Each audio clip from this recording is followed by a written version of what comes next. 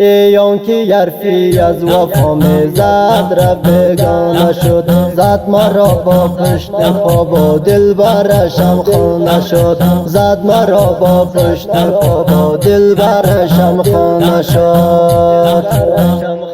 ای کاش میدانست زوال و دلش با من نبود، کاش میدانست زوال و دلش با من نبود. قصه میرش دروغی بود دل دیوانه شد، قصه میرش دروغی بود دل دیوانه شد.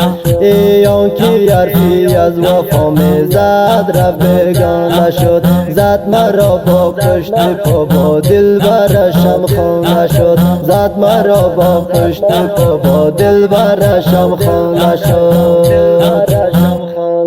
وای اشکی من جاری شده در جادای شهر ما، اشکی من جاری شده در جادای شهر ما. نامی او رسوای شهر و قصه‌اش افسانه شد، نامی او رسوای شهر و قصه‌اش افسانه شد.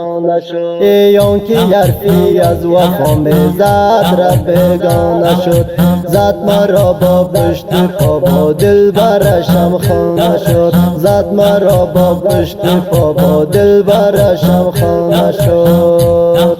با خیالش سر زدم در کوچای خاطرات، با خیالش سر زدم در کوچای خاطرات. هر قدم های برآمد کوچه ویرانه شد، هر قدم های برآمد کوچه ویرانه شد.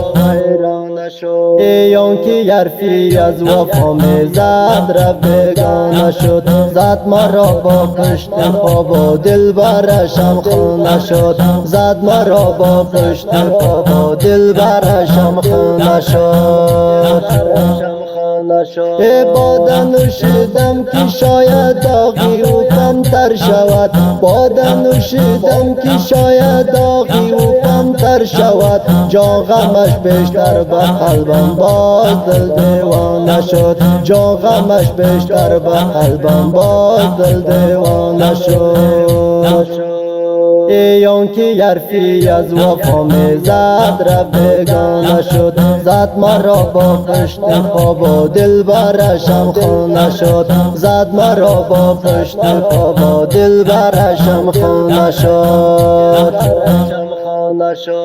این نامه‌ای به پاسخ مانده میانی انتظار، نامه‌ای به پاسخ مانده میانی انتظار. آخر صبر بلندم قصه جانانه شد، آخر صبر بلندم قصه جانانه شد. ایان که حرفی از وفا میزد را بیگانه شد، زد مرا با پشت پا با دلبرشم خانه شد، زد مرا با پشت پا با دلبرشم خانه شد.